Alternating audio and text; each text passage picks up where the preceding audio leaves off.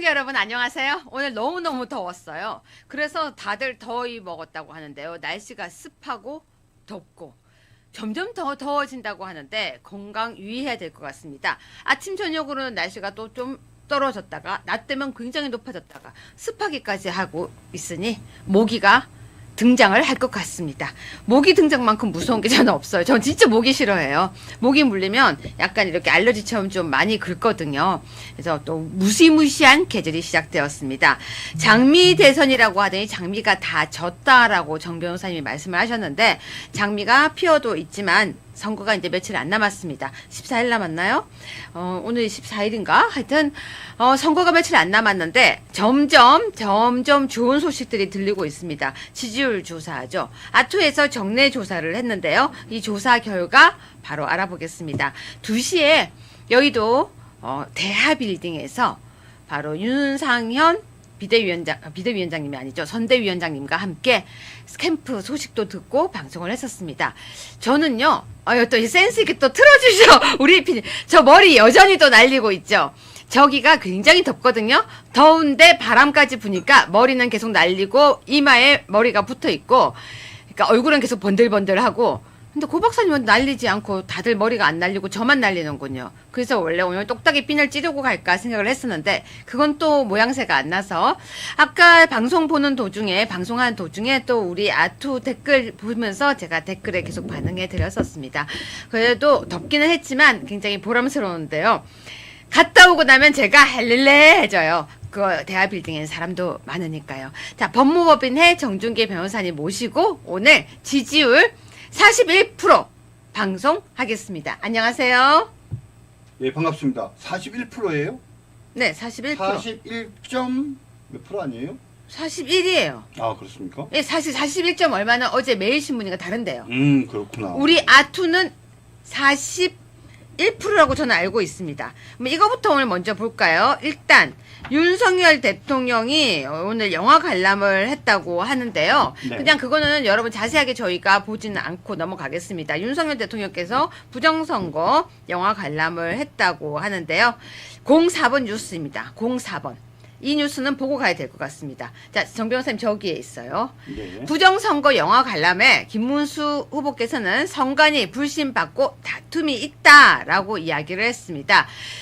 딴 건 모르겠지만 김문수 후보께서 선관위 불신받고 있다는 이야기는 하고 계시거든요. 정 변호사님. 네. 어떠세요? 윤석열 대통령 이제 일반인이죠. 관심이 있는 영화를 좋아하는 사람들과 관람한 게 뭐가 문제입니까? 그죠? 막 개떼처럼 일어나서 좌파들이 시비를 거는데 우리 김문수 후보가 한마디 했습니다. 선관위가 불신받고 있고 다툼이 있다. 저건 맞는 말 아닙니까?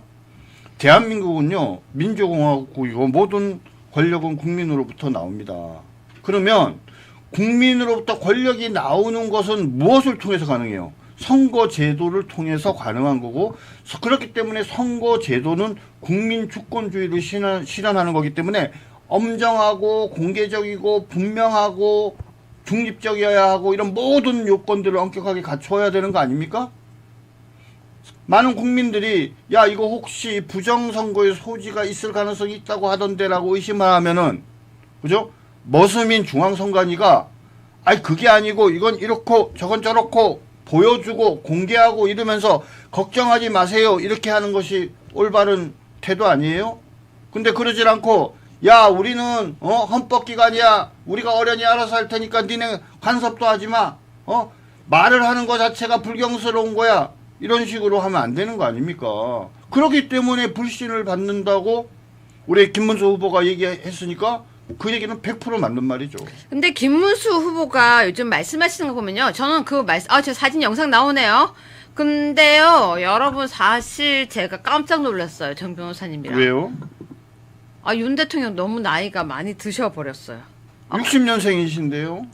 아니, 얼굴이 진짜 많이 상했어요. 제가. 마음고생을 많이 하셔서. 여러분 혹시 영상 보셨습니까? 제가 깜짝 놀랐어요. 이렇게 갑자기 나이 드신 거 보니까, 참, 마음고생만큼 사람을 상하게 하는 게 없다. 잠깐 보입니다. 정 변호사님 한번 보세요. 네. 한번 보세요. 이렇게 보면은 그냥 또 그냥 괜찮아 보이는데 네, 한번 뭐 보세요. 특별히 문제가 없어 한번 보세요. 보이는데요. 얼굴 보세요. 얼굴 살이 많이 빠졌네요. 살도 많이 빠졌네요. 몸에도 살이 많이 빠지셨고, 예. 네. 머리숱도 좀 빠지셨네. 그러니까 얼굴이 살이 많이 빠졌죠. 네, 많이 빠졌어요. 얼굴에 뭐 이렇게 버짐도 피신 것 같아요. 윤 대통령 72세 아니에요. 우리 성렬 형님이 왜 72세 60년생이라니까 저보다 6살밖에 안 많아요. 72세 아니에요. 그쵸, 여러분. 살이 너무 많이 빠졌죠. 만 65세 아닌가요? 만 65세? 제가 깜짝 놀랐어요. 저 모습 보고. 예, 마음이 저도 아픕니다. 저도 정말 마음이 아픕니다. 진짜. 제가 박근혜 대통령 이렇게 막 머리 하얗고 한 사진 보면서 되게 마음 아팠던 적이 있었어요. 법정에 딱 나오시는 거. 법정에 나오시는 거. 근데 윤 대통령도 저 모습 보니까 되게 마음이 아프네요. 그쵸? 네. 아프네요. 자, 단신 뉴스 몇 개 먼저 보고 갈게요. 03번입니다. 몇 개 보고 지지율 분석 좀 해드릴게요. 03번입니다. 여러분, 한동훈이 지금 유세하는 거예요? 안 하는 거예요? 그런데 부산에 전 지인들이 좀 있거든요.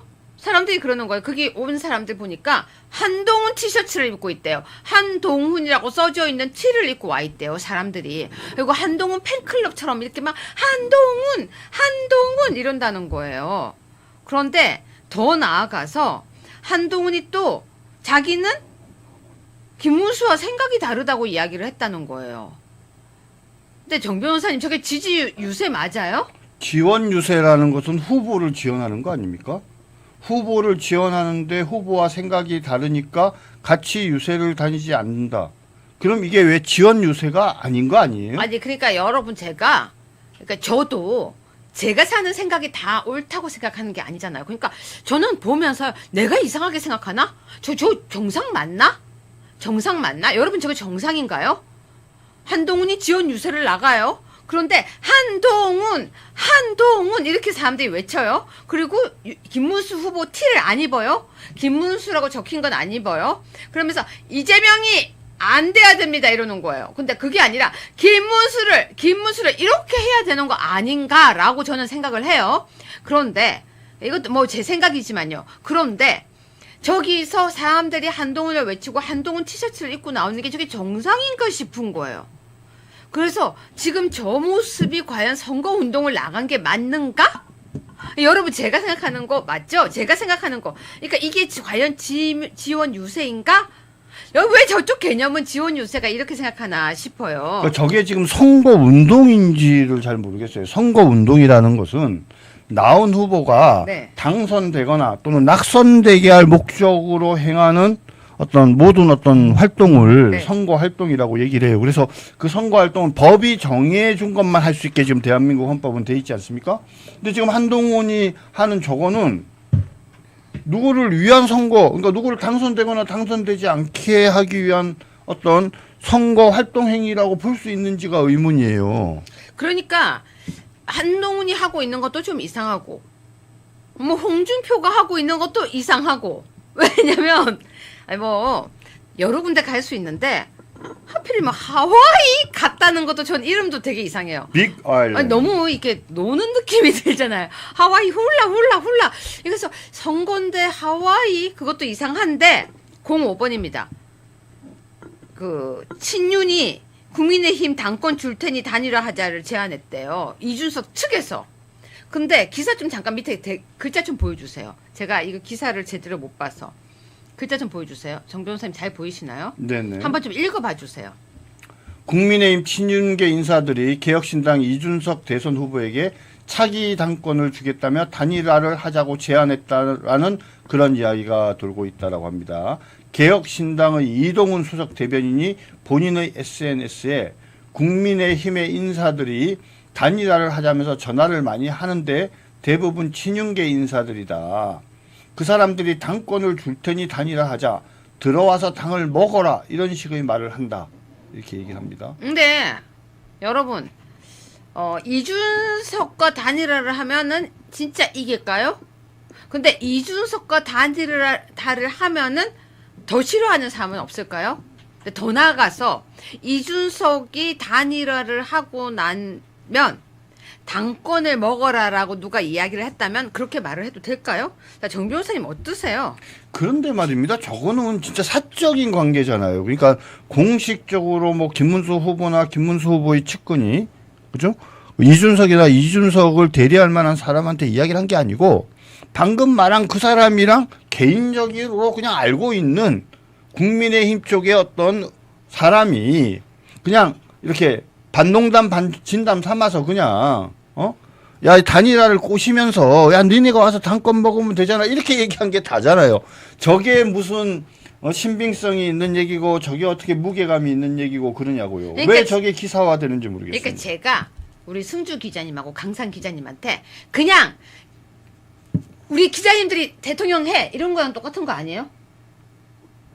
그래 대통령 해 우리 기분 좋게 얘기하면서 그렇죠. 네가 당권 먹어 이러듯이 그렇죠. 그냥 대통령 해요. 너 국무총리하고 너 장관하고 대통령 하고 그냥 교육부 장관하고 방통부 장관하고 이런 얘기처럼 하는 그런 얘기를 전달하는 거 아닙니까? 예, 지금? 거의 막 그런 말입니다. 예, 그런 말입니다. 근데 개인적인 대화를 이렇게 떠드는 건 나쁜 거 아니에요? 그러니까요. 기사가 될 만한 거리가 아닌 것이 기사화되고 마치 그것이 상당히 내용이 있는 것처럼 저렇게 실리는 것 자체가 이해가 안 되네요. 자, 여러분 기다리던 여론조사 한번 보고 가겠습니다. 제가 이 여론조사를요 어제도 보여드렸고 엊그제도 보여드렸는데요. 다른 데서 조사했던 여론조사도 계속 보내드렸었어요. 계속 보내드렸는데 잠깐만 이거부터 보여드리겠습니다. 혹시요 16번 먼저 좀 보여주세요. 16번. 근데 지금 주시는 게 번호가 주신 없어요. 자료랑 안 맞아요. 예, 그건 저만 갖고 있어요. 그렇죠. 네. 그래서 그냥 이걸로 보시면 돼요. 예. 16번. 이게 5월 18일 아시아투데이 정례 조사예요. 네네. 이재명 48, 김문수 40이었어요. 네. 그쵸?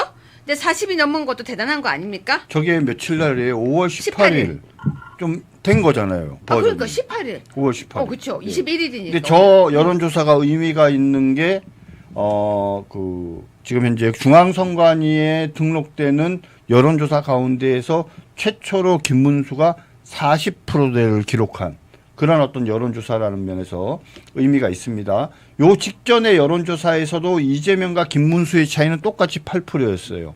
하지만 당시에 김문수는 40%에서 좀 모자란 38%인가 뭐 그랬던 걸로 기억하는데 김문수가 40%대에 진입을 했고 그러면서 이준석도 9%를 기록을 했어요. 근데 저게 가진 의미가 뭐냐? 요 지금 아시아투데이 정례 여론조사가 나오기 전까지는요. 김문수 플러스 이준석의 합이 이재명을 넘는 여론조사도 거의 없었어요. 그런데 이때부터 시작을 해서 이제는 이재명 대 김문수 플러스 이준석의 합은 이제는 뭡니까? 같거나 이제 역전이 된 거죠. 그래서 아마 오늘 지금 여론조사 결과는 더더욱 그런 결과가 나온 걸로 알고 있는데요. 피디님 번호가 사라졌는데 15번 바로 위에 있는 링크 좀 클릭해 주세요. 그 장에 이게 매일신문 기사였던 것 같아요. 번호가 지금 사라졌어요. 16번 바로 위에 15번 그렇죠. 자 매일신문에서 이게 날짜가요 정 변호사님 20일 아닌가요? 5월 20일입니다. 근데 여기에서 41.6%라고 매일신문이 그렇죠. 여론조사가 나왔었죠. 1차 토론이 끝나고 난 다음에 이재명이 46%, 김문수가 41.6%로 됐는데 이제 드디어 오차 범위 내에서 뒤지고 있는 거죠. 네, 그런데 이걸 보고 사람들이 뭐라고 했냐면 에이 그래도 40% 넘기 어려울 거야. 또 다시 넘겠어?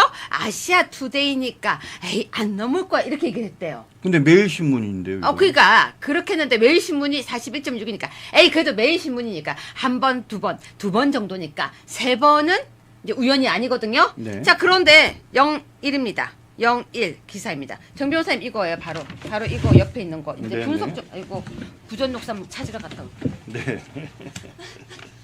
부전녹삼을 지금 떨어뜨렸어. 요번에 그래서 이제 매주 2번씩 그쵸? 매주 2번씩 아시아투데이가 이제 대선 여론조사를 하는데 요번에도 한국 여론평판연구소에 맡겨서 정례 여론조사를 했습니다. 만 18세 이상 남녀 1,003명을 상대로 했고요. 표본 오차는 플러스 마이너스 3.1%입니다. 응답률은 7.7%이고요. 그래서 연령별, 성별, 지역별 여러 가지 이제 통계에 맞춰서 가중값을 적용을 해서 이제 나온 조사 결과가 나왔는데 두두두두두두두두두두. 자, 아까 그런데 48대 40이었죠? 아까 48대 40이었습니다. 지난주 일요일 날 발표한 게. 이 기사 아니에요. 네, 근데 맞네. 잠깐 이거 뭐지? 이거 말고. 아니 요거 말고. 이거 말고 0.2, 0.2. 대선 후보 지지도가 네, 이거네요. 이거. 더불어민주당이 이재명이 46%, 국민의힘의 김문수가 41%. 아까 오차 범위가 플러스 마이너스 3.1%라고 했기 때문에 6.2% 범위 내에 들어가면 오차 범위 내에 접전인데 지는 거로는 나왔지만 차이가 불과 5%밖에 안 되지 않습니까? 그러니까 플러스 마이너스 3.1, 6.2% 범위 내에 지금 들어가기 때문에 오차 범위 내의 접전이라고 말씀드릴 수 있고요. 또 아까도 말씀드렸죠. 김문수 플러스 이준석의 합은 41 더하기 10이기 때문에 51이고요. 이재명이 4.6이기 때문에 거꾸로 김문수 플러스 이준석의 합이 이재명보다 5%가 현재 높은 상태입니다. 자, 여러분 지금 이 방송은요. 아투에서 했던 여론조사인데 오늘 5월 21일 낮 12시에 발표했던 거예요. 근데 되게 의미가 있어서 조금 분석을 하려고 하는데요. 이재명 46%, 김문수 41%인데 서로 토론을 하고 난 뒤 아투에서 조사를 했더니 지난 주말보다 더 오르기 시작했다라는 경향을 말씀드리는 거고요. 그리고 대선 후보 지지도 조사를 보면은 지금 46대 41인데 이준석이 10%까지 올랐어요. 근데 제가 왜 이걸 이제 하려고 하느냐? 사실 사람들이 이런 얘기합니다. 혹시 여론조사 질문지 이상한 거 아니야? 여론조사를 이상하게 물으니까 이렇게 나오는 거 아니야? 라고 한대요. 그래서 정준기 변호사님과 저희가 이렇게 정말 있는 PDF를 보면서 지금 얘기를 하고 있습니다. 근데 정 변호사님. 질문 내용은 이렇습니다. 6월 3일 대통령 선거가 얼마 남지 않았습니다. 만약 내일 대통령 선거일이라면 선생님께서는 다음 중 누구에게 투표하시겠습니까? 이거예요. 아니 선생님이라고 했다고 문제인가요? 선생님이면 아니 근데 질문이 되게 드라이하네요. 드라이한 질문이에요. 잠깐 다시 한 번만 읽어줘. 질문이에요. 여러분 질문이요. 전혀 평파적이지가 않아요. 한 번만 더 읽어주세요. 6월 3일 대통령 선거가 얼마 남지 않았습니다. 만약 내일이 대통령 선거일이라면 선생님께서는 다음 중 누구에게 투표하시겠습니까? 호명은 기호순입니다. 1. 더불어민주당 이재명 2. 국민의힘 김문수 3. 개혁신당 이준석 4. 민주노동당 권영국 5. 무소속 황교안 뭐 이런 식으로 했겠죠? 네네. 그런데요. 이준석이 10%가 됐다는 게 10%까지 올라간다는 게 좀 저도 안 믿겨져요. 지금 근데 이제 이준석 부분은 이렇게 보시면 돼요. 좀 이준석이 말입니다. 지금까지 4차례에 걸쳐서 여론조사를 했는데 맨 처음에 7%가 나왔어요. 네. 그다음 8%, 그다음 세 번째 9%, 그 네 번째 10% 이렇게 나왔어요. 오차 범위 내이긴 하지만 전체적인 추세가 뭡니까? 조금 늘고 있죠. 그런데 민주당의 이재명은 맨 처음에 50%였습니다. 그게 47%, 48% 그러더니 46%로 하향 추세예요. 그리고 김문수 후보는 33, 다음 39, 40, 요번에 41% 나왔어요. 되게 특이한 게 이준석과 김문수가 이준석이 계속 꾸준히 오르면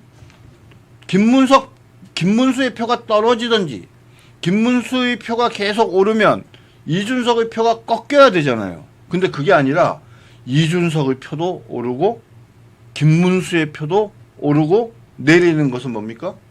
이재명의 표만. 근데 내리는. 되게 이상한 게 있어요. 정 변호사님. 네. 3번 질문지인데요. 네. 정당 지지도인데 저 이거 되게 이상해요. 여러분 이거 되게 이상해요. 아니 좀 이상해요. 이게 정당 지지도 3번부터 먼저 한번 읽어보세요. 네네. 선생님께서 현재 지지하거나 조금이라도 호감이 가는 정당은 어느 당입니까? 그러니까 자 봐봐요. 지지하거나 호감이 가는 정당이 어디냐고 물었어요. 네. 정 변호사님. 네. 근데 누구라 그래요? 더불어민주당 39%, 국민의힘 32%. 그러면 이 응답을 하는 사람들이 민주당을 더 좋아해요. 실질적으로 그렇죠. 왜요?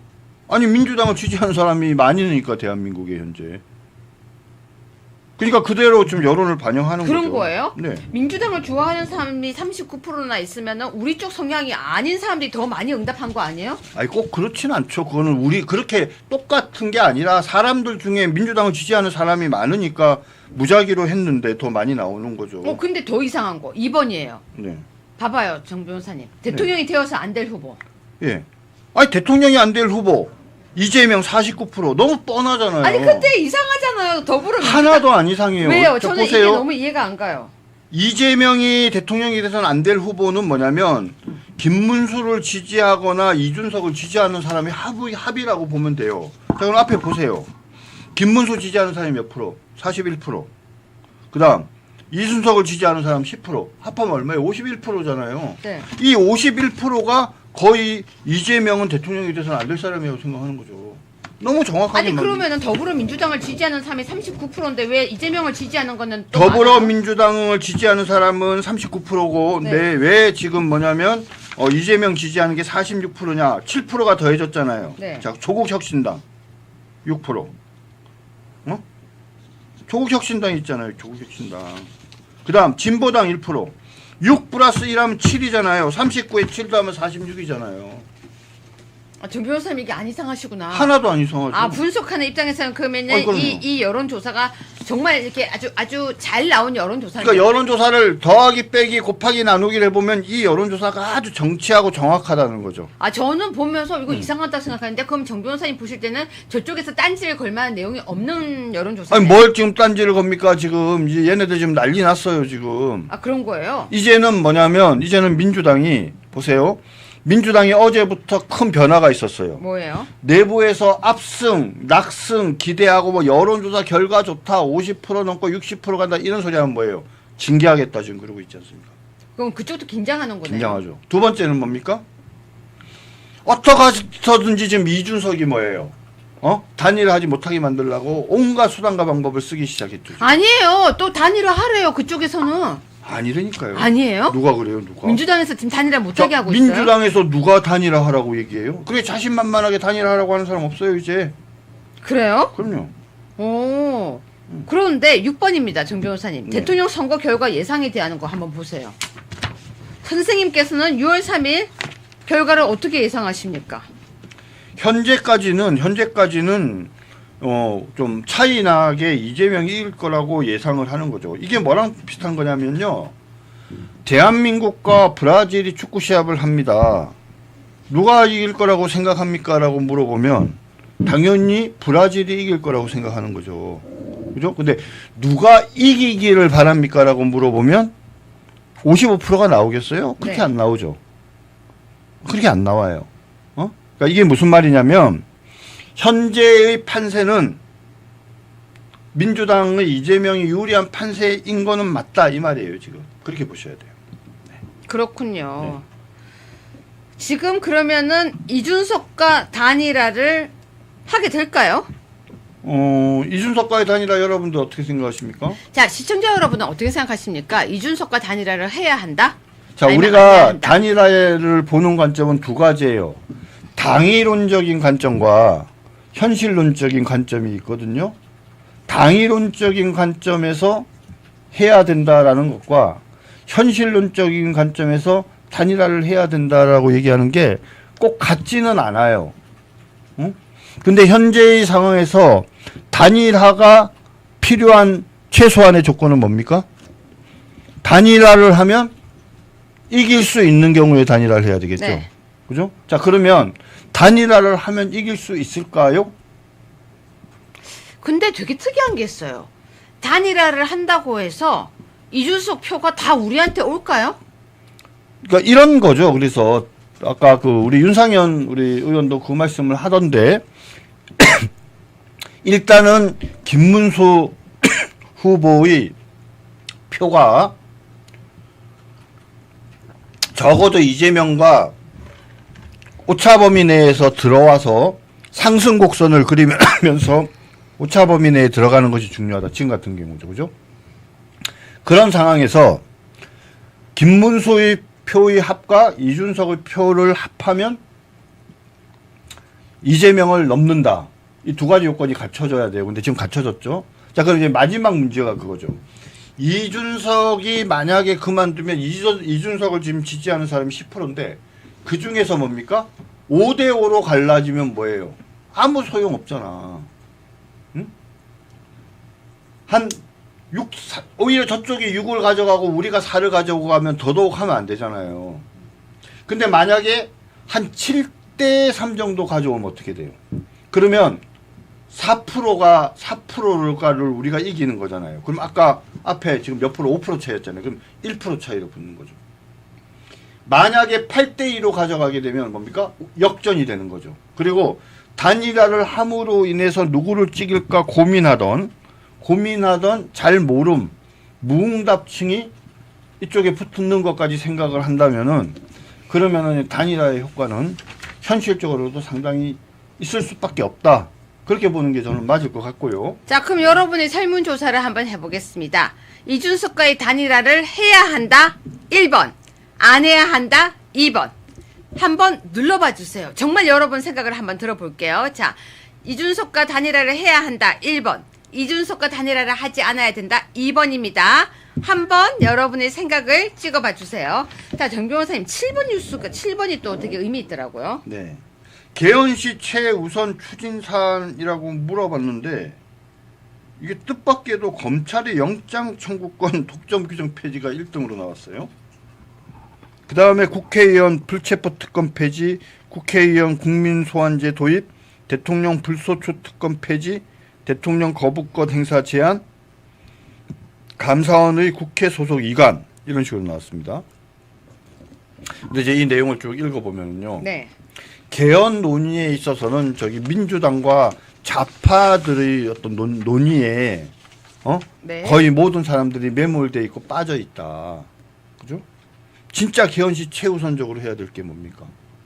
권력 분립을 위태롭게 만들 수 있는 국회 독재를 적절하게 제어하고 컨트롤하는 방법이 현재 지금 대한민국의 개헌의 가장 중요한 문제예요. 지금. 그렇죠. 네. 근데 그런 얘기는 전혀 없어요.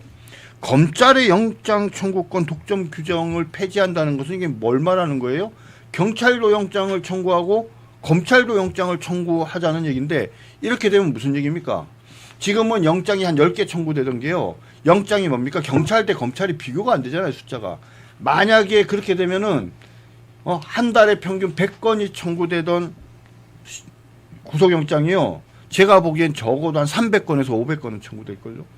자, 여러분 지금 제가 댓글을 보니까요. 단일화를 해야 한다. 1번이 거의 압도적으로 많게 보입니다. 그런데 여러분 사실은요. 무지개님 하시는 말씀 약간 공감이 가요. 단일화해서 오면은 국민의힘 들어오면은 얼마나 분탕질 할지. 또 YJK님 징글징글하다 적으십니다. 그 말이 어쩌면 맞을 수도 있습니다. 근데 저는요. 무조건 이겨야 되니까 일단은 다 와야 된다고 생각을 하고 제가 몇 번 말씀드리지만 홍준표 시장님도 지금은 하와이에 있을 때가 아니고 한국에 와서 선거를 도와야 되고 한준석이 아니고 누구냐 한동훈이도 이상한 선거운동이 아니고 진짜 김문수를 외쳐야 되고 그리고 이준석도 빨리 들어와서 무조건 이준석입니다 이게 아니라 김문수를 외쳐야 되고 저는 그렇게 생각해요. 그런데 맞아요. 들어오게 되면 이준석과 한동훈이 피 터지겠어. 갑자기 생각하니까 소싸움이네. 정 변호사님 소싸움이네요. 아니요. 만약에 이준석과 한동훈과 이준석이 당권을 놓고 싸운다면 결과는 뻔합니다.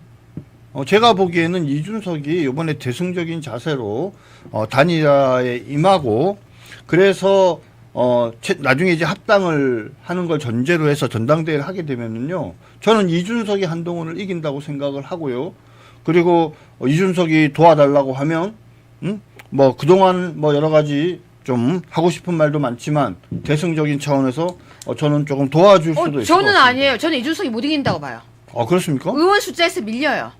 의원 숫자가 별로 중요하지 아니 저는 않습니다. 이준석이 밀린다고 봐요. 전 동훈이한테 준석이가 밀려요. 그거는 제가 그럼 우리 또 그것 한번 해봅시다. 한번 자, 해보죠. 여러분. 네, 한번 해보죠. 여러분, 정 변호사님은 한동훈과 이준석이 붙으면 이준석이 이길 거라고 보시고, 저는 그 둘이 붙으면 한동훈이 이길 거라고. 다만 전제가 있습니다. 제가 말하는 전제는 뭐냐면 요번에 이준석이 대승적인 차원에서 김문수 후보와의 단일화에 응하고, 그죠? 역사적 사명, 자유민주주의를 지키기 위한 다 후보 단일화에 선뜻 응하고, 그러고 나서 그다음 이제 전당대회를 할 때. 자, 여러분. 정 변호사님은 이준석과 한동훈이 붙으면 이준석이 이길 거라고 보고, 저는 이준석과 한동훈이 붙으면 저는 한동훈이 이길 거라고 봐요. 아니, 둘이 붙으면 딴 사람 있을 때 말고요. 자, 여러분, 이거 완전히 재밌는 구경거리. 아니, 근데 생각해보면 이게 재밌을 일이 아닌데, 국민의힘 어떡하라고 제가 이걸 재밌다고 하면 안 되는데, 아무튼, 여러분. 흥미로운 일이긴 하고. 이준석과 한동훈이 만약에 붙는다면 누가 이길 거라고 보십니까? 이준석이 이길 거라고 하면은 한동훈이 이길 거라고 하면은 한번 적어봐 주세요. 만약에 김문수 대통령이 된다면 더더욱 이준석이 이길 가능성이 많죠. 사람들이 이준석이 승리할 거라고 보네. 그렇습니까? 제 얘기에 동의를 많이들 하시죠. 나경원 아니에요. 이준석과 한동훈이에요. 이준석이라고 다 보네. 거의 다 이준석이라고 보네요. 그렇습니까? 거의 100% 이준석. 둘이 싫은 건 저도 싫어. 이게 한이 아니고 이네요. 나경원 말고, 한동훈 겨우 1표, 2표. 한동훈 3표, 4표, 5표. 거의 다 이예요. 그렇습니까? 다 정 변호사님이 논리적으로 1등 하셨는데요. 아이, 뭘. 막상 막하. 근데 생각하기도 싫다. 생각하기 싫은데, 근데 거듭 말씀드리지만은 제가 보기에 한동훈은 개가천선의 가능성이 없고요. 이준석은 아무튼 당에서 이미 징계한 것도 철회를 했고 또 사과도 하고 아무튼 설득하고 있지 않습니까? 그리고 제일 중요한 게 지금 꽝 잡는 게 맨데 아무튼 자유민주주의를 지키기 위해서 입법, 사법, 행정이 한 사람의 손아귀에 다 들어가는 그런 대한민국을 만들어서는 안 돼요. 거의 다 이준석을 하시는데 여러분이 이준석이 더 용서가 쉬우시구나. 아니면 한이 더 싫은 거예요? 이거 되게 어려운 질문이다. 이준석이 한이 더 싫은 거예요, 여러분? 왠지 이준석 같다고. 한동훈이가 더 밉대요. 근데 나 읽어야 되나? 뚜껑하고 시알리스 결투. 여러분이 저보다 훨씬 더 뛰어나세요. 정말 저는 생각지도 못했던. 이준석하고 한동훈이 싸우면 이준석 편을 들게 될 것 같다고. 한동훈이 이만큼 싫고요. 한동훈이 더 싫다고. 한동훈이 더 싫어요? 이번에 뛰어가서 한동훈 가발 벗기는 사람은 영웅된다고요? 한동훈이 이렇게 미움받네요, 정 변호사님. 한동훈이 더 싫대요. 한동훈은 미움을 떠나서 이제 더 이상 이름을 올리는 것 자체를 싫어하잖아요. 근데 그래도 이준석은 뭐냐면 이준석이 좀 하는 짓도 믿고 그런 건 있지만 아무튼 이준석이 그래도 전당대회에서 당대표까지 뽑혔던 사람인데 그 사람을 사실은 징계를 하고 이래갖고 쫓아낸 것 자체는 많은 사람들이 좀 그건 너무했다라고 생각하거든요. 그렇기 때문에 윤석열 대통령한테 이준석이 좀 못된 짓을 한 건 맞죠. 그래도 그렇다 치더라도 근데 좀 수준이 떨어졌죠. 예, 그래서 이준석한테는 100% 이준석이 다 잘못했다라고 뭔가 말하기 어려운 약간의 동정의 여지가 있는데 당원들이 제일 싫어하는 게 한동훈인데. 예, 근데 이번에 어떻게 한동훈이 4등 안에 들어갔을까요? 2등을 했을까요? 한동훈을 또 좋아하는 사람. 아니 여러분, 근데 어떻게 한동훈이 2등을 했을까요? 그러니까 우리 당 안에 이질적인 존재들이 있는 거예요. 사실은 걔네들은 드러내서 지네끼리 당을 하게 만드는 것이 맞다라고 저는 생각합니다. 한동훈이 서문시장 간다고 하더니 소리 소문 없이 사라졌다고요? 이건 또 무슨 얘기래요? 잠깐만. 은혜도 모르는 인간 한동훈. 그러니까 한동훈이 더 싫다는 거죠, 여러분? 한동훈이 더 싫다는 얘기네요. 한동훈 이름도 듣기 싫어요? 그래, 한동훈 지지층이 좀 있더라니까요. 맞아요. 지지층이 좀 있어요. 그게 저는 좀 무섭게 느껴져요. 이 한빠들이 좀 단단하더라고요. 자, 정 변호사님 1번 뉴스입니다. 일단 제외 국민 투표가 선거가 시작됐어요. 대선 투표의 제외 국민 투표 시작됐습니다. 모두 25만 표입니다. 뭐 한 25만 표면 전국의 전체 표가 약 4천만 표 정도 되는 것을 고려하면 어떻게 보면 별게 아니라고 볼 수 있지만 지난번에 우리 그 윤석열 대통령께서 그 당시에 그 이재명을 이길 때 불과 0.76% 차이였지 않습니까? 거의 뭐 요것보다 조금 더 이긴 거거든요. 그런 면에서는 아, 그러네요. 그렇죠. 되게 재국민 25만 표 매우 중요합니다. 아, 여러분이 근데 댓글 쓰는 거 보니까 갑자기 제가 재밌어졌는데 김무성하고 한동훈하고 둘 중에 누가 더 싫어요? 정 변호사님 누가 더 싫어요? 누구요? 김무성하고 한동훈. 한동훈이 더 싫죠. 저는. 그러니까 여러분은 누가 더 싫으세요? 김무성과 한동훈. 그러니까 김무성은 뭐 김무성이나 사실 한동훈이나 뭐 사실 50보 100보지만 제가 굳이 왜 한동훈을 택했냐. 한동훈은 뭡니까? 지금도 엄연히 살아 숨쉬는 위험 요소죠. 네. 하지만 이제 김무성은 뭡니까? 김도 다 빠지고 그렇죠? 힘도 다 빠져가지고 과거에 분명히 크게 잘못했는데 지금은 별다르게 이 세상에 해악을 끼칠 가능성이 별로 없는 거죠. 해악을 실제로 끼칠 수 있는 한동훈과 이제는 세상에 해악을 끼칠 수 없는 김무성을 비교해서 굳이 한 사람이 누가 더 싫냐라고 이렇게 묻는다면 지금으로서는 한동훈이라고 얘기할 수. 말해 뭐해 한동훈이래요. 그러니까 한동훈이 더 싫다는 사람들이 더 많아요. 근데 한동훈은 진짜 사람들이 많이 미워하는데 이상하게 그럼에도 불구하고 또 한 딸들은 또 있어요. 그게 신기해요. 한동훈이의 가발을 벗기면 이게 아까 현상금도 걸렸어요. 범죄가 되긴 할 것 같은데 이거 폭행죄 같은 거에 해당할 것 같은데요. 명예훼손 아닐까요? 명예훼손은 아닐 것 같은데요. 한동훈의 명예를 훼손. 사실적시 명예훼손요? 그 명예훼손 아닐까요? 아니, 그거는 아닐 것 같은데요. 한 가발은 얼굴 자체가 내라니. 어. 자, 정 변호사님 2번 뉴스 소개해 주세요. 네. 민주당 추진하는 차별금지법을 비판하는데 되게 멋있게 비판했어요. 설명 좀 해주세요. 차별금지법에 대해서 오늘 윤상현 의원이 이런 얘기를 했습니다. 차별금지법은 한마디로 얘기하면 역차별법이다 이렇게 얘기를 했는데요. 오늘 김문수 후보가 이렇게 얘기를 했습니다. 만약에 차별금지법대로 한다면 조두순이 당신들의 여러분들의 아파트에 수위를 하고 한다고 할 때 그것을 못한다라고 막으면 차별로서 문제가 된다 이렇게 얘기를 했어요. 그렇죠. 근데 김문수 후보는 뭐라고 했어요? 네, 김문수 후보가 그렇게 얘기를 했어요. 법대로 조두순이 만약에 수위를 하는 것을 막으면 처벌된다. 차별이다. 자, 여러분 김문수 후보께서 차별금지법을 반대했습니다. 저 완전 지지합니다. 여러분 차별금지법 어떻다고 생각하십니까? 저는 차별금지법은 절대 만들어지면 안 되는 법이라고 생각합니다. 여러분도 제 생각에 동의하시면은 차별금지법을 만들면 안 된다고 생각하시면은 동그라미를 해주세요. 저는 차별금지법은 무조건 막아야 된다고 생각합니다. 이재명이 과거에는 차별금지법을 제정하겠다라고 얘기했는데 요번 1차 토론에서는 한 발 쭉 뺐죠. 그렇죠? 왜 바뀌었게요? 네. 이 위험성을 잘 알고 있는 보수인 거죠. 척 하려고요. 보수인 척 하려고. 보수인 척을 찬성 안 해요. 보수는 너무나도 당연히 찬성을 안 하는데 네. 또 막상 그것을 찬성하고 들어가면 표가 명백히 갈리면서 그나마 본인을 지지하는 사람들 중에 제가 보기에는 바로 차별금지법 때문에 이재명에 대한 지지를 처리할 사람들이 있기 때문에 일부러 저런 태도를 취한 것 같습니다. 여러분, 제가 여러분한테 진짜 갈등 있는 질문 하나 할게요. 여러분 지금부터 마음의 준비하세요. 갑자기 제가 장난기가 돌았어요. 이재명하고 한동훈하고 누가 더 싫으세요? 정 변호사님 누가 더 싫으세요? 한동훈요.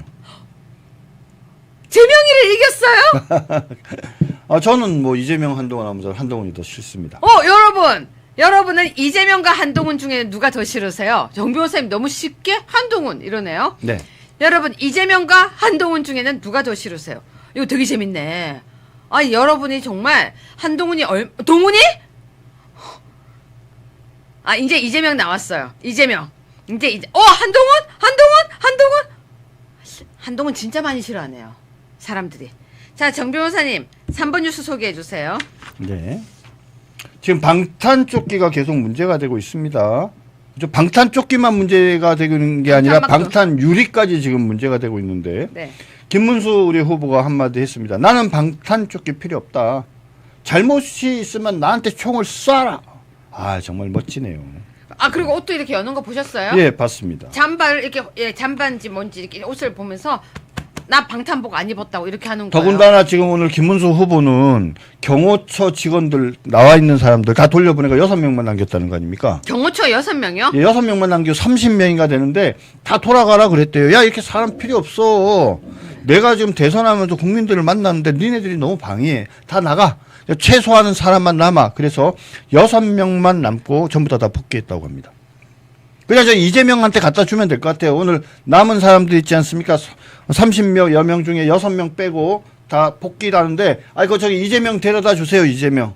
이재명 2kg, 넘게 나가는 총에 맞아 죽을지 모른다고 이렇게 막 밤잠도 못 자는 것 같은데, 거기 지켜주도록 글로 보내십시오, 글로. 예. 여러분한테 제가 여러 번, 누가 더 싫었냐는 질문을 하면서 전 되게 생각이 많았어요. 사람들이 제일 싫어하는 게 결국 배신자네요. 그리고 댓글을 보니까 의미 있는 댓글들이 되게 많아요.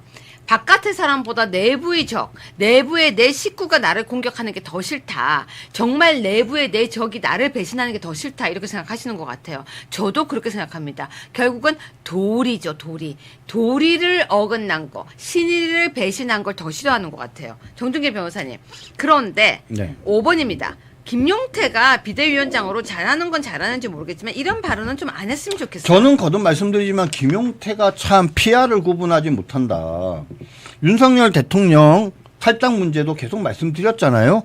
냅두면 어련히 적절한 시점에 누구보다도 당과 보수파와 대한민국을 사랑하는 윤석열 대통령께서 결정을 할 텐데 자꾸 옆에서 이상한 것들이 나서가지고 탈당해라 제명해라 해서 온갖 얘기들을 하니까 그분의 순수한 당을 떠나는 그 애국심과 열정들이 물들어 버리잖아요. 그러니까 뭡니까? 자꾸 시간을 끌고 이상하게 돼버린 부분이 없잖아. 있죠. 100점 될 게 한 8, 90점밖에 안 된 거 아닙니까? 자, 윤석열 대통령 탈당했어요. 당과 그래 관계 없는 분이야. 그런데 왜 김건희 관련 처신이 잘 됐네, 잘못했네, 이런 얘기 하냔 말이에요. 김용태가 제정신인 비대위원장이면 무슨 얘기를 하냐면, 야, 이재명 너 형수를 찢는다 그랬는데, 너 그거 사과했어? 응? 그거 처신 잘못했잖아. 형수 관련 처신 잘못했어. 너 사과했니? 네가 인간이라면 사과했어야지. 몇 번이고 100번이고 1000번이고 사과해야 되는데 네가 제대로 진심으로 사과했다는 얘기 못 들어봤다. 너 사과할 거야? 이 얘기를 김용태가 해줘야 되는 거 아니에요? 저기 박선영님 오늘 인천 부평역에서 이재명 선거운동 했는데 경찰 경호 냄새 맡는 개까지 왔다고요? 냄새 맡는 개까지 왔어요? 그 왜 까만 세포트 같은 그 개가 왔단 말이에요? 아 무섭다. 자 그런데 정 변호사님 네. 지금요 6번 뉴스 한번 보세요. 예, 같은 맥락이에요. 그러니까 윤석열 대통령이 영화를 본 것이 적절한 처신이었냐에 대해서는 여러 가지 아쉬운 점도 있고 할 말이 있을 수도 있어요. 근데 명색이 당의 비대위원장은 뭡니까? 당대표잖아요. 그런데 굳이 뭐 관계없다라고 얘기하면서 자중해라 그런 얘기 못으로 하냐 이거예요. 다시 말씀드리지만요. 김용태는 총사령관이잖아요. 총사령관이 뭡니까? 적진을 향해서 나가야죠. 무슨 얘기해야 돼요? 너 형수한테 사과했어? 언제 사과할 건데? 몇 번 사과했는데? 진심으로 사과할 용의가 있니? 너 왜 사과 안 해? 응? 태도를 보니까 진심으로 사과 안 하는 것 같다? 이런 이야기를 해도 부족할 틈에 왜 저는 얘기하고 있는 거예요? 자, 그런데요. 저는 이 내용을 보고 참 감동했습니다. 7번 뉴스인데요. 가족을 주제로 한 김문수의 방송 연설. 가족을 지키는 마음으로 국민께 행복한 삶 선물할 것. 근데 김문수 후보가 이렇게 되게 따뜻한 이미지를 주고 있는 것 같은데요. 두 번째 방송 연설에서 뭐라고 했는지 소개 좀 해주세요. 예, 김문수 후보가 가족을 주제로 한 두 번째 방송을 했습니다. 아내와 딸이 지켜준 삶, 이제는 본인이 국민의 가족을 지키겠다라고 얘기를 했습니다. 요즘 얼마나 힘이 드십니까? 라는 인사로 연설을 시작했고요. 국민의 삶이 어려운 데 대한 안타깝고 송구스러운 마음을 전하면서 나라의 어려움을 이겨내고 국민이 힘차고 행복하게 살아갈 수 있도록 모든 노력을 아끼지 않겠다라고 다짐을 했습니다. 평생 되게 따뜻하네요. 아이 그럼요. 네.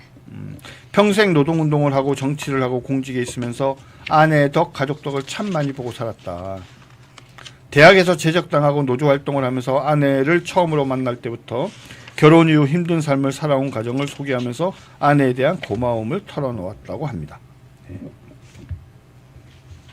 그리고 사회복지학과를 졸업하고 캠퍼스 커플이었던 남편과 결혼해서 사회복지사로 일하고 있는 딸에 대해서도 애틋한 마음을 털어놓았다고 합니다. 특히 수감됐던 시절 어린 딸이 면회왔던 이야기를 소개하며 줄 것이 아무것도 없어 과자 봉지에 들어있던 작은 장난감 자동차를 줬는데 어른이 되어서도 그 장난감을 간직하고 있어서 참 가슴이 아팠다라고 해상을 하기도 했습니다.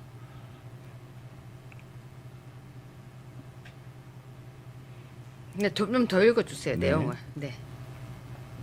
신혼을 봉천동 산동네 단칸방에서 시작했는데 아이까지 낳았기 때문에 하루하루 사는 게 정말 고달팠다라고 하시면서 청년 결혼 333 주택 공급과 신혼부부 맞춤 대출 소득 기준 완화를 공약으로 제시하기도 했습니다. 자, PD님, 제가 방금 기사 속보 하나 뜬 거 보내드렸거든요. 이것 좀 띄워주세요. 정 변호사님, 방금 속보 뜬 내용인데 저는 이걸 왜 이렇게 하는지 잘 모르겠습니다. 김용태가요, 이렇게 얘기했다고 합니다. 김건희 여사님에 대한 거 정말로 죄송하다고 자기가 사과를 했대요. 저 왜 저럴까요? 왜 자기가 사과를 하죠? 그거는 자기 일이 아닌데 왜 사과를 해요? 야, 김용태, 그거 사과하지 말고 네가 그러면은 이재명이가 형수 찢어버린다고 한 거 네가 대신 사과해. 응? 그거부터 사과해라. 응? 뭐를 사과하고 뭐를 문제 삼을지 제대로 모르는 김용태를 보면서요, 우리 당 안에 또 다른 김용태가 생각이 납니다. 자, 정 변호사님 방금 또 하나 기사 뜬 거 하나만 보내드릴게요. 자, PD님 방금 제가 보내드린 거 좀 올려주세요. 지금 보여드린 거 뉴스가 나왔는데요. 지금 상승세 김문수라고 대놓고 하는 게 지금 거의 없었거든요. 네. 이제 신문 기사가 상승세라고 나오네요. 예전에도 윤석열 대통령에 대한 탄핵 반대가 40%가 된다 그랬을 때 말도 안 된다고 난리가 났지 않습니까? 그렇죠. 근데 지금은 뭡니까? 이제 김문수 후보에 대한 지지도가 40%의 벽을 넘었다라는 점에 대해서는 이제 다수의 언론들도 네. 좌파적 성향을 가지고 민주당을 지지하는 사람들도 인정을 합니다. 상승세인데 과연 이재명 지지율을 따라잡을까? 네, 기사 좀 보여주세요. 글자 좀 보여주세요. 두 가지가 제일 중요한데 보수가 결집되느냐 여부, 그 다음 단일화 여부입니다. 근데 여러분, 보수 결집과 단일화가 저게 같이 가는 거예요? 따로 가는 거예요? 결국 같은 내용 아니에요? 너무나도 당연히 같이 가는 거예요. 지금 보세요. 보수가 결집이 되고 있는데 아까도 설명드렸어요. 김문수 후보의 지지도가 올라요. 그러면 전체가 보수 결집만 하면은 뭡니까? 이준석의 지지도가 떨어져야 되잖아요. 네, 네. 왜? 테이크오프 관계니까. 네. 전체로서의 보수의 크기는, 지지 크기는 일정한데 김문수가 늘어나면 이준석이 줄어야 되잖아요. 근데 그렇지 않고 어떻게 돼요? 김문수도 늘고 이준석도 늘고 있어요. 근데 정 변호사님 있잖아요. 지금 상황이 김문수 후보께서 계속 올라가고 있는 추세는 맞죠? 그렇죠. 그리고 이재명이 아닌 듯해도 지금 갇혀 있는 것 같아요. 이재명은 갖춘 게 아니라 50%를 잠깐 넘어서 찍었다가 그다음 50% 밑으로 이제 줄줄줄줄 흐르고 있는 거죠. 어디까지 흐르느냐?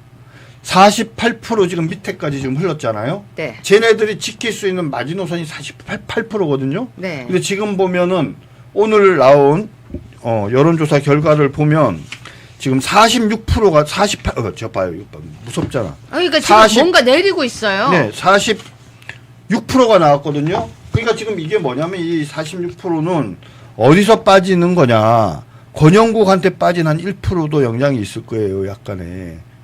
그리고 뭐냐면 해도 우리가 이재명 지지하긴 그렇다라고 해서 일부 사람들이 이준석으로 빠지거나 없음이나 잘모름으로 좀 유보한 상태로 빠진 사람들이 있겠죠. 네. 그러니까 여러분 지금 계속해서 우리가 뭘 얘기하냐면요. 사람이 이럴 때가 있어요.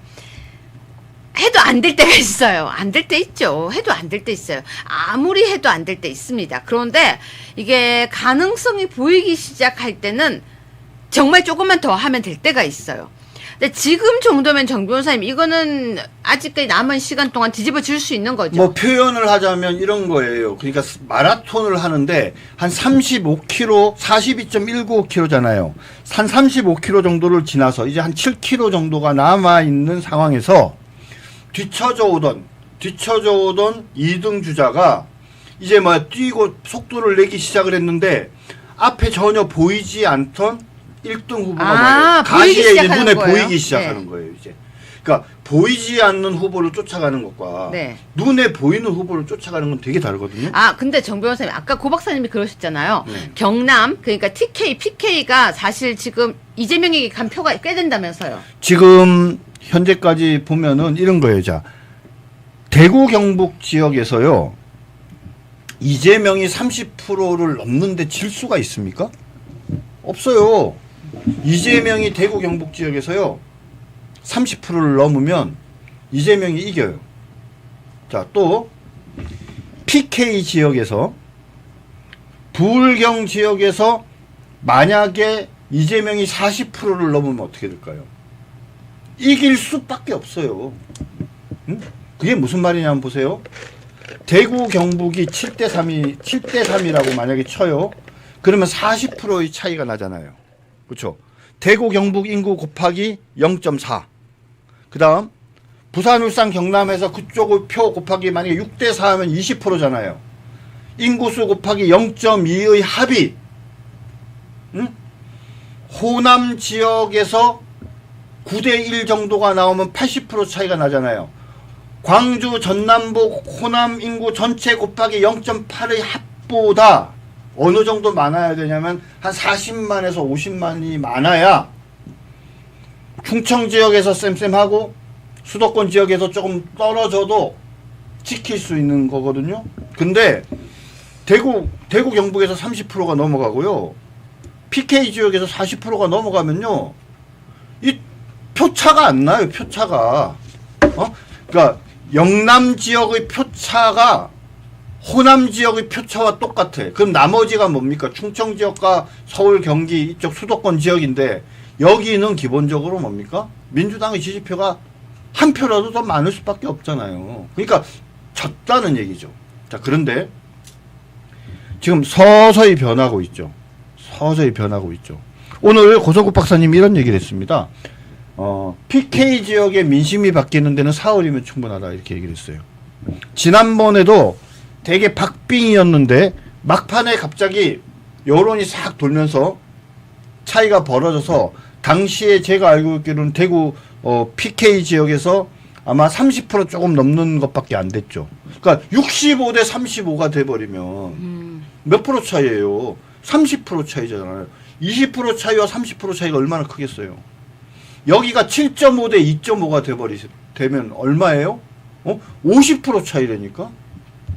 그래서 거기가 우리 김문수 후보가 지지도가 더 오를 여력이 남아 있는 것이다. 그렇게 말씀하십니다. 자, 그러면 정 변호사님 어느 정도 우리가 남은 시간 동안 희망이 많이 올라갔다라고 분석을 해도 괜찮을까요? 좀 냉정하게 말씀을 드리면 네. 현재도 약간 뒤처져는 있는데 제가 지난번에 이렇게 우리 유치호랑 저랑 내기했잖아요. 요번 주 안에 뒤집어진다 안 뒤집어진다라고 네, 말씀할 그러니까 때 요번 주에는 어려울 거다. 저는 일요일날까지 그렇죠? 일요일날 뒤집어진다. 요번 주에는 어려울 거다. 다만 요번 주에 네. 오차 범위 내로 그거는 접근해서 적정이 될 것이다라고 맞췄어요. 얘기했는데 지금까지는 제 의견이 맞는 거죠. 네, 저는 이제 일요일날 지금의 추세로 이재명이 조금씩 떨어지고 그 다음에 김문수 후보의 지지도가 조금씩 높아져 가면 그죠? 그러면 다음 주 중에는 제가 예상한 것처럼 다음 주 중반쯤 되면 실제로 골든 크로스가 근데 여론조사 안 하잖아요. 나타날 수 있다. 아마 일주일인가 그럴걸요? 여론조사 기간을 다음 주까지 할 수 있어요? 아마 그럴 겁니다. 일주일 남겨놓고부터. 여론조사 금지 기간 좀 검색 좀 해봐 주세요. 여론조사 금지. 28일까지. 28일까지 할 수 있어요? 그럼 생각보다 아직 며칠 남았네요. 일주일. 맞아요. 그러니까. 그래서 여론조사 공표가 선거일 기준으로 일주일 7일 전까지인데 그 앞서서 여론조사를 했을 때 일부에서는 이재명이 이기고 일부에서는 김문수가 이기는 결과가 나온다면은 그러면은 이번 대선에서는 우리가 신승을 하게 되는 거다. 그렇게 보시면 됩니다. 자, 그런데 여러분 지금 이제 나오고 있는 여론조사를 보면은 계속해서 이렇게 올라가고 있고 한쪽은 한 사람은 좀 이렇게 내려가고 있어요. 가파르게 내려간다라고는 제가 표현 안 할게요. 그런데 지금 같은 상황을 보면은 골든크로스가 이루어질 거라는 희망을 가져도 될 것 같고요. 또 이 여론조사에 대해서 어떤 분들이 여론조사 질문지가 이상해. 여론조사를 아시아투데이에서 이상하게 하니까 그래 라고 하길래 오늘 꼼꼼히 분석을 해봤는데 이상한 내용이 하나도 없어요. 아니 저도 제가 진짜 혹시 다 우리 쪽 사람들만 했나? 이렇게 했는데 아니에요. 아니고 내용을 보니까 뭐 공정하게 제가 보는 데서는 그냥 정말 저희 PD님은 되게 표현을 드라이한 여론조사라고 했고요. 제가 볼 때는 뭐 김문수 후보에게 이렇게 적극적인 여론조사 같지는 않습니다. 자, 그렇다고 보면은 제가 그 부분 조금만 네. 말씀을 드리면요. 요번에 1,003명 가운데에서 정당 지지도가 더불어민주당인 사람이 385명, 국민의힘 지지자가 324명, 조국혁신당 지지자가 61명, 개혁신당이 91명, 진보당이 48명입니다. 네. 이렇게 해서 보면 더불어민주당 385에 조국혁신당과 진보당을 합해서 보면 거의 한 500명, 절반이 좌네요? 좌파예요. 여러분 그렇게 따지면 이 여론조사가 우리 쪽 사람들로서 한 게 아니기 때문에 저는 이 여론조사의 신뢰도가 높다라고 제 생각을 분석하고요. 그 말씀을 보충해서 하나만 말씀드리면요. 그러면서 사람들한테 물어봐요. 너 보수냐 중도냐 진보냐 이렇게 물어보니까요. 보수가 352명이나 돼요. 네. 오히려 네. 중도가 243명이고 진보도 352명이에요. 근데 보세요. 더불어민주당을 지지하는 사람이 385명인데 진보가 352명밖에 안 돼. 그럼 나머지 한 30명은 뭐예요? 중도라고 자기를 속이는 거죠. 민주당을 지지하는 사람들 중에 30명이 나 진보 아니고 중도야라고 중도에 숨어 있어요. 보세요. 그럼 또 조국혁신당 60명도 그대로 중도에 숨어 있고요. 그 다음에 진보당 48명도 여기에 다 숨어 있는 거예요.